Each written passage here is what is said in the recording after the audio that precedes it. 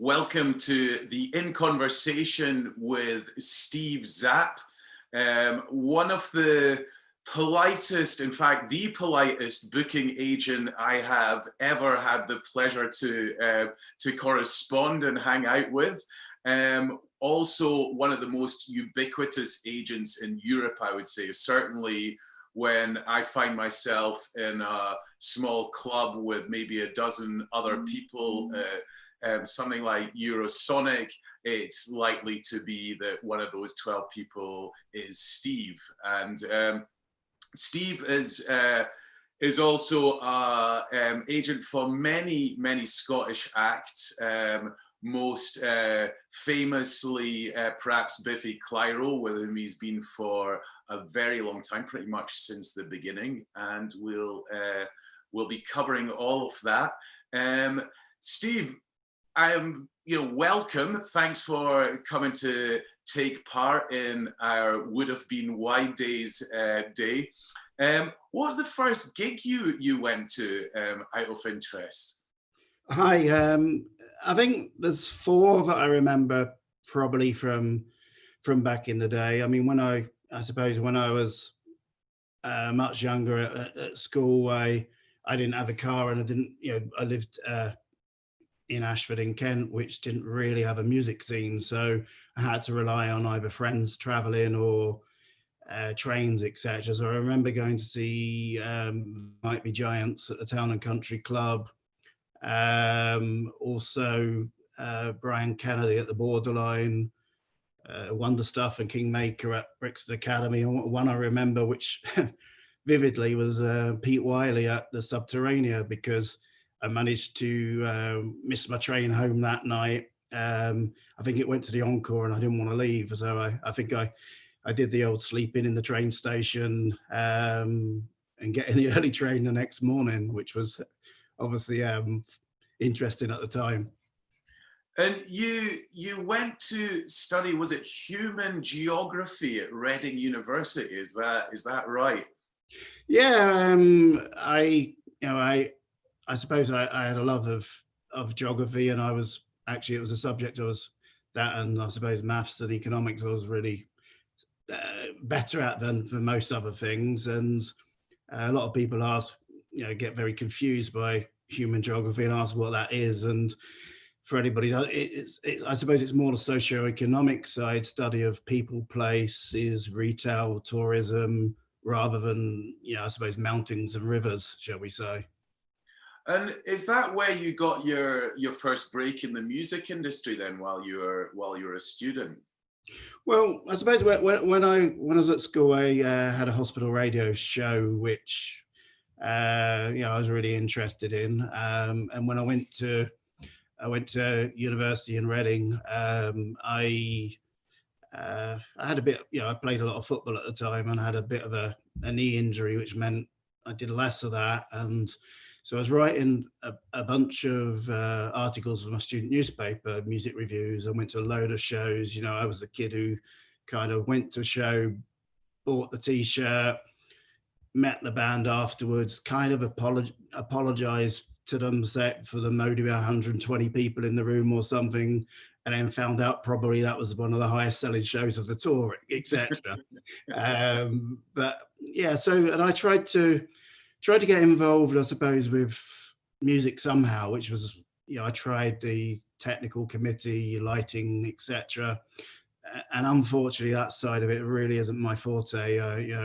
I really admire and respect people who do wonders with lighting and sound and production, but it's not what I found myself to be good at, unfortunately. And then one day, I was just sat in my student halls of residence, and I just noticed in the student newspaper there was elections for the student committee, all voluntary, etc. And I saw entertainment officer that I found really, really interesting. So I stood for election.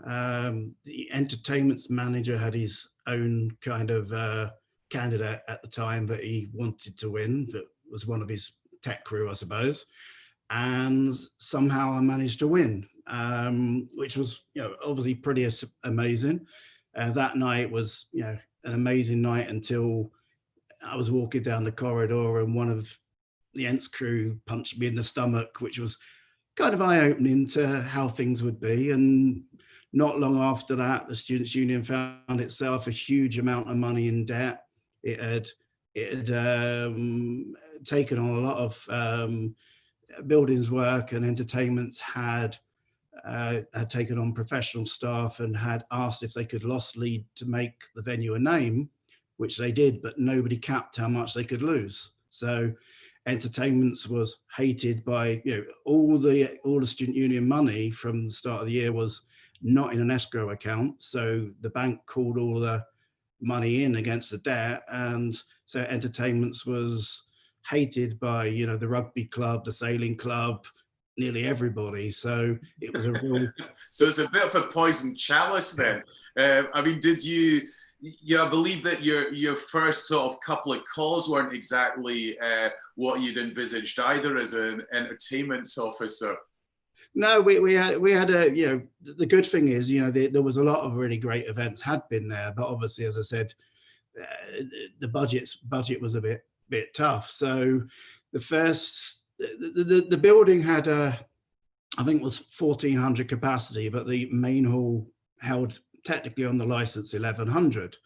So the entertainments department had been running all events to 1,400, and as soon as the professional staff were made redundant, the buildings manager said everything had to be 1,100 capacity.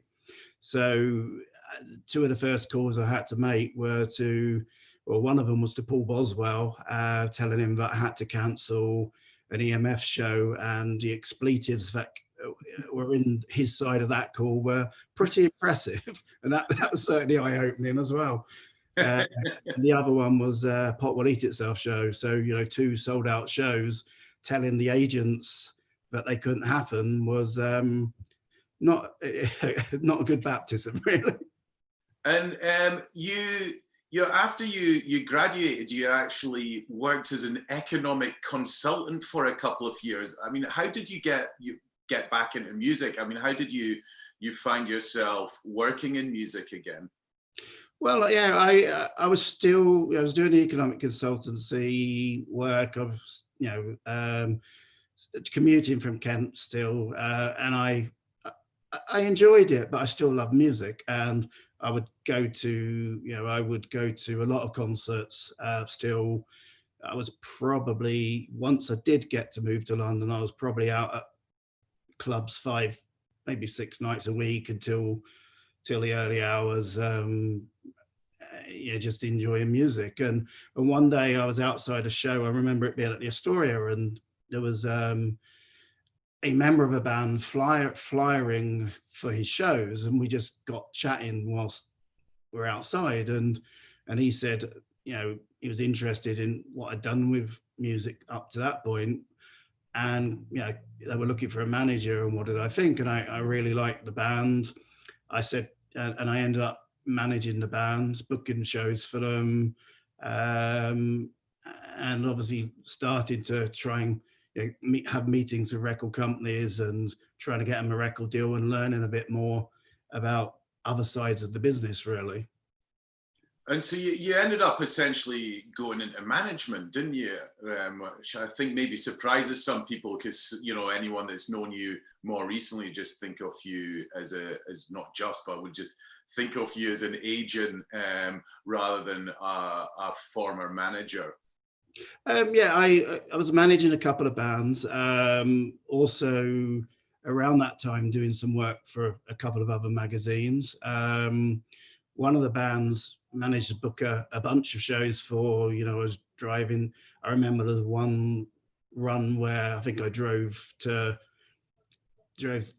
to in their splitter to York Fib, I think York Fibbers, Hartlepool Studio, Doncaster Leopard, the Witchwood in Ashton-under-Lyne. And so I got to meet a bunch of regional promoters and kind of saw how it worked from the venue side as well, I suppose. Yeah, I mean, have you ever thought of how many venues you've actually been to in your lifetime? Not really. I've thought about the ones I haven't been to, and right. thinking there's some, especially the ones that have been good to me early in my career, that, you know, I managed to you know, finally a couple of years ago make it to the Philadelphia, which Paul Jackson there, I think's an absolute hero. The way he's kept that place running and his passion for music. I hadn't been to Carlisle Brickyard, but when I got there, it was closed that night. And I think beyond that, you know, I didn't manage to make it to Central Station in Wrexham, sadly. And I suppose the other one that one day I want to tick off from the venues that were there for me that helped me in the early days was the Cavern in Exeter, which is, but beyond that, I think, and then it's just, I suppose, wanted to check out venues around the world that that I haven't been to yet, I suppose. But yeah, I have a, you know, a particular affinity to venues that have been there, or promoters who've helped me in the early days, I suppose. And around the time you're managing, you also resumed writing and even helped set up The Fly, which for a long time was one of the most prominent music magazines in the UK.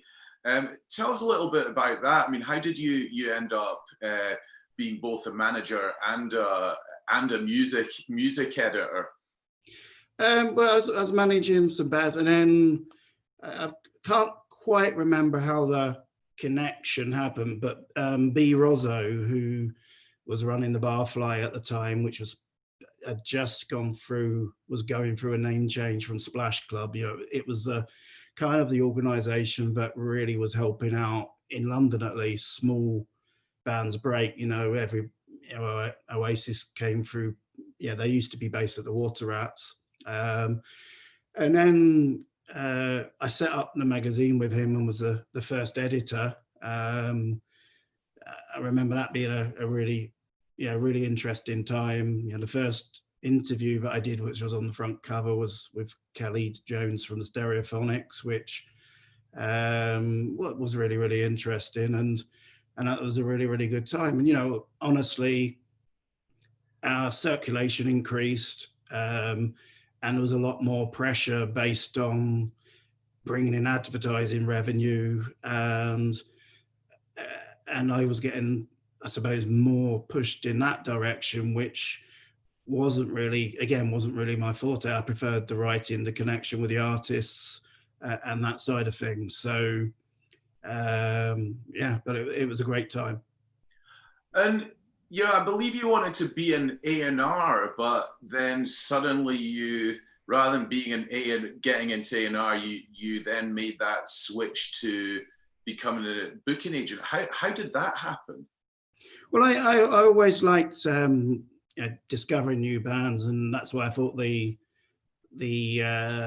and a lot of bands when I was younger went on to do really well. So you know, I thought I discovered really, really early, and so that's something that really interested me. But at the time, I think it was the first wave of around the time of the first wave of a lot of record companies cutting back, or publishers cutting back on their number of staff. So it was there weren't that many opportunities, or I didn't get lucky enough with one, shall we say. And then one day I was just outside the Fulcrum, which was where the Barfly ended up being based, and there was a A&R friend of mine called Olivier, who he said they'd signed a new band from Ireland called the Young Offenders, and they hadn't got an agent for them but wanted to book a tour. Could I help him? And so I went into Columbia Records for a couple of weeks, booked them a tour, and then booked them another tour, and it went really, really well. But I had a couple of friends at the time who kept having, were developing new bands, and as soon as they got some sort of successful level, were having them stolen off them. So I thought that felt really, really cutthroat, and it wasn't something that I, at the time, felt appealing really. So I kept on, I suppose, managing bands, and then one day I got a call from another Irish band that I was a fan of called the Ultramontanes. Their manager rang me, said their agent had just left, just quit the business to sell ships around the Mediterranean, which sounds appealing as well. That felt to me, I think. And they'd been talking to the manager of the Ultramontane of the Young Offenders, and he recommended me. And so I thought I really wanted to work with them because I really liked the band. And then I went through a time of discovering a few new bands. There was a all-girl band called Twist from Birmingham that I really liked.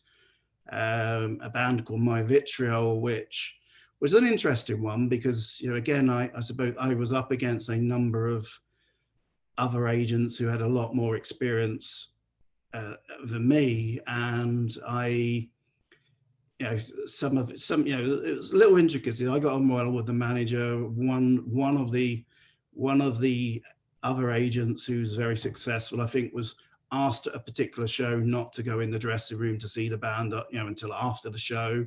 I think he went in he did the opposite. And so he probably cut himself out the picture from that one move. And I walked away, ended up working with the band. But, it got, then the Ultramontanes label had a band called JJ72 that I worked with.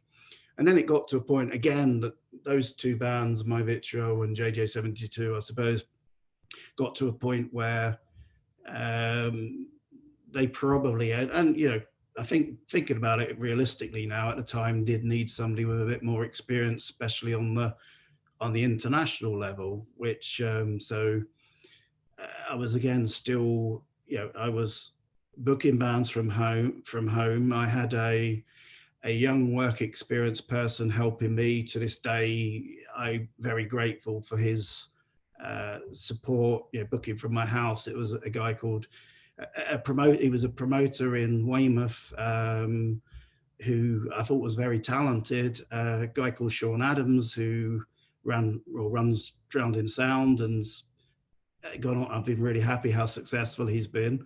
Helped me booking shows, and then one day I got a call from Martin Hopewell, who ran Primary, saying, at the time they had a band called Countermine who they had nobody in the office at the time who could book new bands. Could I help? And so I booked a couple of tours for them. They went well. And then one day me and Martin were talking, and I was just saying, this seems a bit silly. You've got nobody booking up and coming bands. I want to do this. Why don't we do this together? And he offered me a job, which obviously to this day I'm also really grateful for. And that's when I joined, I suppose, my first agency at Primary.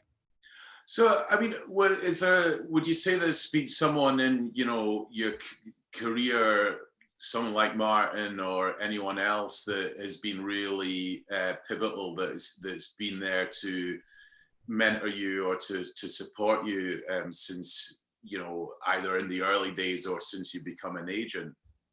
I think, obviously Martin for giving me a job in the first place. There's a couple of managers who trusted me, as My Vitriol's manager, Deed, at the time.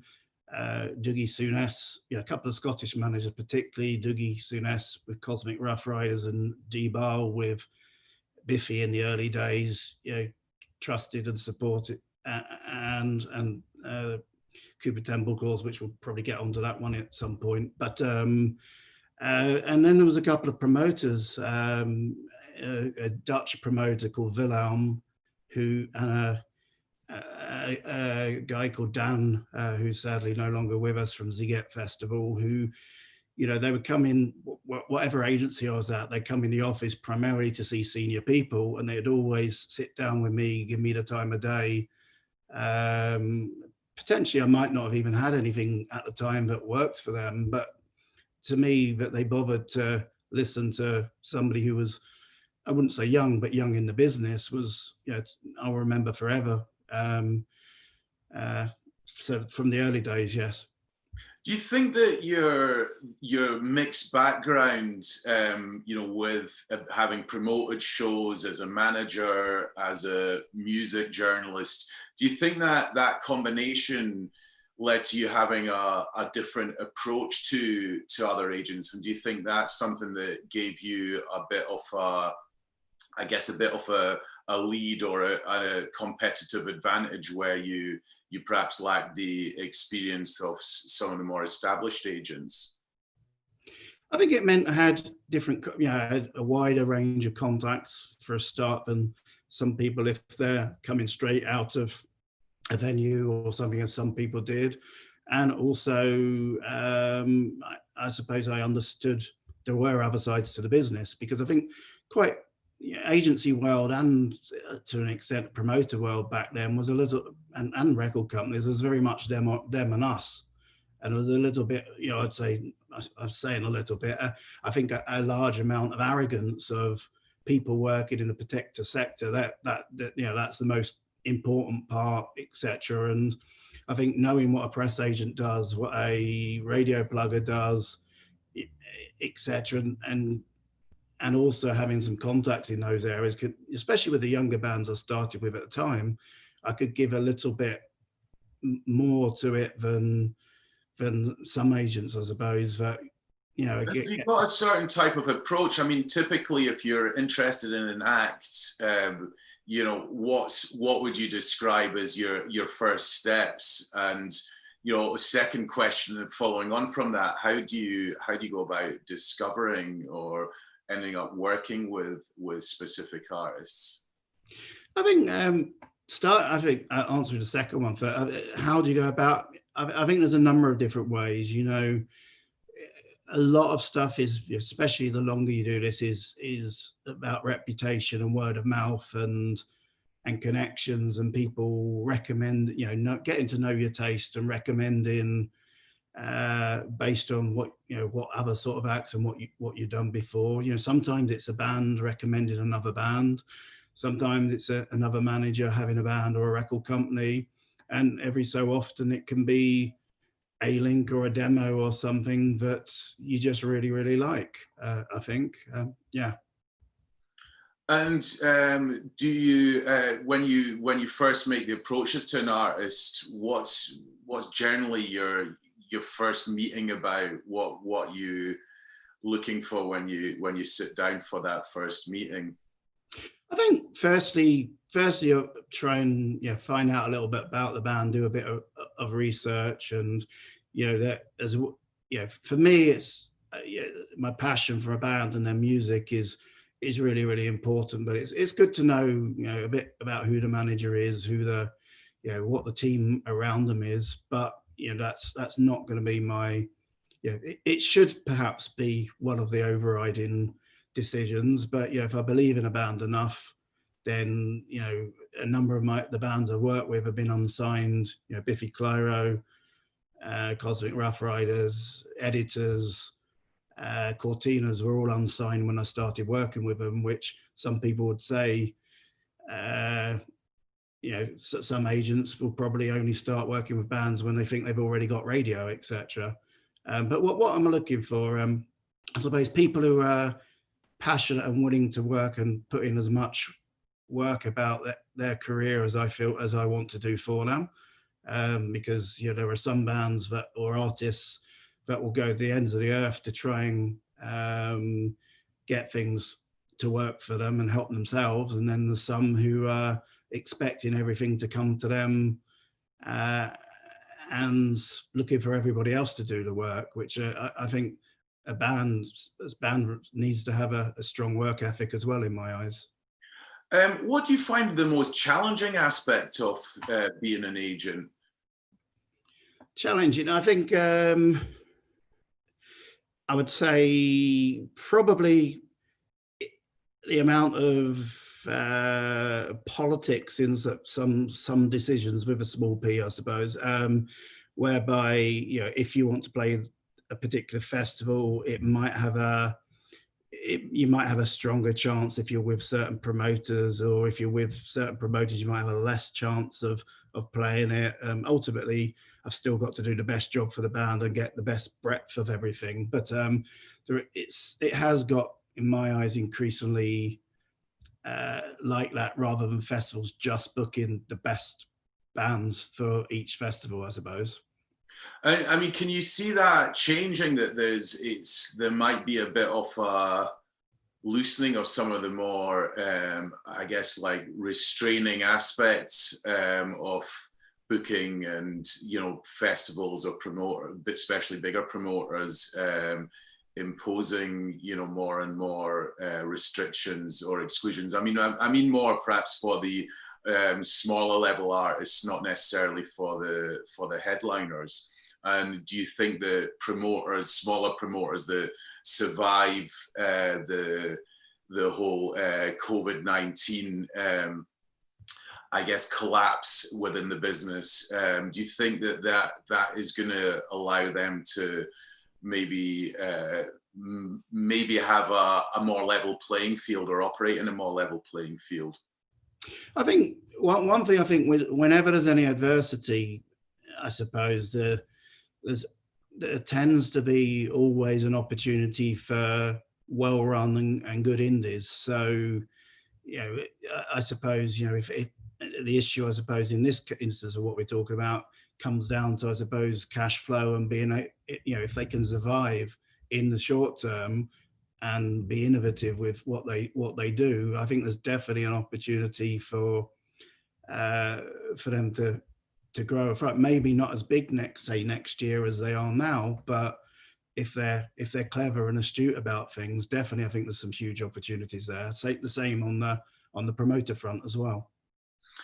Do you obviously worked with lots and lots of Scottish acts. I'm just going to kind of click onto my list here, but we've got obviously Biffy, who we've mentioned, Declan West and the Decadent West, who showcased at Wide Days, Fatherson, who also showcased at Wide Days, Cosmic Rough Riders, the excerpts, The View. What is it with Scottish artists and Steve Zapp? How come you end up working with so many Scottish acts? I'm not sure how it came about initially. I mean, I know one thing I've always found, whether it be from, I suppose one of my older loves, Teenage Fan Club, bands like, I suppose, Jesus and Mary Chain, Deacon Blue, etc. Over the years, I've always found Scots to have an amazing grasp of melody, and so I've historically really liked guitars and melody, and I just think I can't explain why, but it's something that certainly I hadn't necessarily focused on that being the case, but I've just been drawn towards artists that a good percentage of them have been Scottish. Do you? In terms of more, I see you a lot at continental European events, and are there any acts from the rest of Europe that you're working with at the moment? Anyone that you're particularly excited about? I think I work with a handful at the moment. There's a band called Portland from Belgium that I think are really talented. Pace Shifters from the Netherlands, Jocelyn from Germany, and I've worked with a number of others over the years. And historically, it was quite tough, because I suppose getting, if you found a band in Austria or Norway, maybe it was hard sometimes to get, say, the British or American, I suppose, record companies and industry to take them as seriously as if they were from America or the UK or maybe Australia. I'm not sure why, but it was. But I think events like, firstly, the internet has helped spread things internationally. and events that have grown like Eurosonic and Reeperbahn Festival, the Great Escape, Wide Days, etc., have given Nouvelle Prague, have given acts a chance to be seen across borders. I think have really helped make it making the start a bit easier for acts to travel. And I've got a question here from Gordon Masson. He's asking if things continue as they are with, gigs not being allowed to happen, and especially larger gigs not being able to happen. How do you think this is going to impact on the agency business? I mean, have you got a sense for how things might impact on your part of the business, and if that does continue? I think it's first and foremost, tough for everybody, and we're doing something that, in my eyes, there's a lot of people in the worst position. A lot of also people who are helping. Obviously, I've got a huge respect for everybody, in NHS and social care, etc., and people like the post people and bin people who are in a much helping people much more than we are. But I think it's important to try and put entertainment can put a smile on people's faces, and so that's something I want to come back as soon as it is safe, truthfully. From the agency perspective, I think it's tough because the feeling at the moment, which we all don't want to think about, is the larger scale events, whether it be sport, music, theatre, etc., is probably going to be some of the last to come back, which means the cash flow for a lot of companies is going to be really pressured. So I think one of the things that will need to be looked at some point is government support for companies that are who from areas which are out of come back later than most businesses, shall we say. I think my company I work for, ITV, is really lean. I think we're in a really good place for coming out the other side. Hopefully, there's some companies who might have a lot more staff and be less focused, and whether it be that as in agencies or promoters or even venues, etc. And I obviously have a real concern and worry that venues survive, because they do a great bunch of stuff that without them we wouldn't be here. I think they're going to have some issues. So I certainly think it's going to be tough, and it really does depend on how long this goes on for. Okay, I've got a question from Boyan as well. I don't quite understand it, so I'm going to ask him to just clarify what he means by perhaps reposting it in another way. But in the meantime, what I wanted to ask, I was really interested in, is something more kind of offbeat or bizarre. I mean, obviously you've worked with hundreds of artists over the years, and I imagine you've had to put on some pretty surreal rider requests for some of them. I mean, do you have any examples of anything really weird you've had to ask promoters for? I'm not. There's not too many I can think of at hand. There's the ones where some bands want a local postcard from each city, or a local present or soft toy or something like that that's related to the city, or something maybe not quite as exciting, such as a pair of socks. I do remember one scenario. There was a young promoter from, I think it was Coventry, for one of my bands. He placed an offer that, let's put it this way, we didn't necessarily accept as it was, which was £30 and all the drugs the band can have that night. And I certainly Did you put a cap on the amount of drugs then, or? I certainly I was trying to get my head around how I would contract those terms. I mean, I take it there is an accepted sort of code for these sorts of things in the between artists and the promoters or the agents as intermediaries. I mean, is that something with it? I mean, I presume that with the type of acts that you work for, at least the ones that I know are fairly clean living. But I mean, how do you deal with that as a promoter? I mean, do you just kind of like say no, or do you have to kind of use some sort of euphemism in those situations? Well, in reality, in reality, it's not something I've come across that often. I think an artist or the tour manager in their advancing would probably, I suppose, deal with that more. So leave it to the tour manager then. It's certainly something I wouldn't get involved in, and ironically myself, I've never done drugs and never felt the need to. But I know obviously plenty of artists and crew probably do.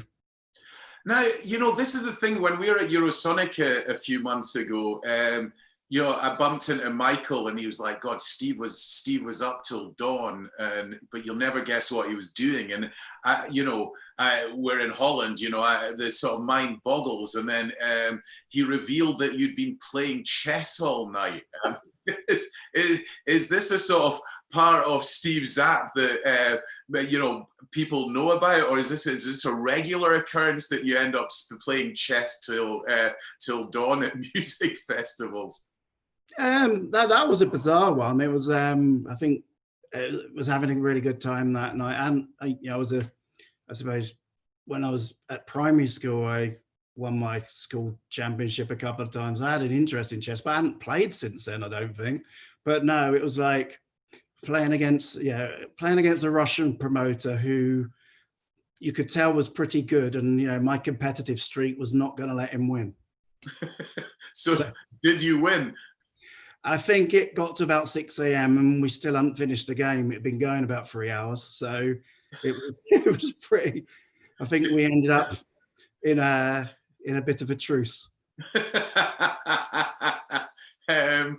I got a question here from anonymous attendee, whoever that might be. Do you think that new artists, or those new artists that are going to from zero to selling out big arenas within a couple of years, in those cases, do you see that that can be damaging to their careers, or do you feel that they're, generally speaking, in those situations, that they're properly supported around that kind of fast rise? Oh, so you're talking about if they happen quickly? Yes. I think historically, I think one of the worries is from being, I suppose, a live purist, in the fact that I've always wanted to try and help bands build fan bases. So, if and when they have success media-wise, and radio, online, etc., the fan base is there and hasn't bought into a track. So I think with the internet and Spotify and stuff, there's definitely a danger that artists can break on one song and be huge for a moment, and there is a danger that that might tail off very quickly. So I certainly feel I still want to try and help build a live plot for a band at the same time that's happening, and if possible. What are the priorities for the artists that you work with at the moment? Obviously, there's a financial element, but should they be trying to stay visible in the short term, or be getting ready for relaunch as soon as the pandemic's over? And indeed, do you think there's going to be a kind of bottleneck of live activity once everyone's desperate to get out and play again? I think what should artists do? I think with social media, it's to try and be as present as possible. For example, I've been really enjoying Simon from Biffy's Friday acoustic shows, which have been hugely impressive, and and James and Ben have done bits as well. From my artist, Liam from the Cortinas has been doing the same. October Drift, and I think again, it means that they're still visible, and B, there's a bunch of people. If you read the messages that are going down, whether it's Facebook or YouTube, there's so many people are just grateful that artists are giving them something to look forward to. And I think that's a huge thing as well. I think coming out the other side, I think it'll be different for different levels of shows. Those that are playing clubs, I think you can prepare to move quite quickly. Those who are playing larger venues, I think there's a much longer gap going to be between them and the shows. I think one of the hardest things is artists making music at the moment, whilst they're not supposed to, unless they live in the same property. I've got bands who can't finish their records because they either can't congregate in the same place or their producer can't join them. So that's going to delay things. And I think, yes, when shows are allowed to happen, I think there will be a lot of competition, and we've got to remember that the general public, there's a lot of people out there who've lost their jobs or in a financial strain who aren't necessarily going to have the money they had before. And so I think we, from the agents and promoter side of things, have got to be thoughtful about things like ticket prices and how we do things as well. And could you envisage, larger acts that are perhaps used to playing huge venues or big venues, going back into smaller venues, potentially because they're going to be the first ones allowed to open, and also because they're to support those smaller venues in the beginning when things get back to some semblance of normality? I think there's a lot of artists going to try and rebook the same things they were doing before. There's going to be a scenario of some people might try and book a multiple of smaller shows to hope that they're allowed to happen before the big ones. And there's some people who have to book smaller shows if they're going to play because the larger venues are full. I would like to see as many artists as possible support small venues, and some are, and some it won't be economically possible or diary possible to do, but certainly it's something I would encourage from my artists if possible.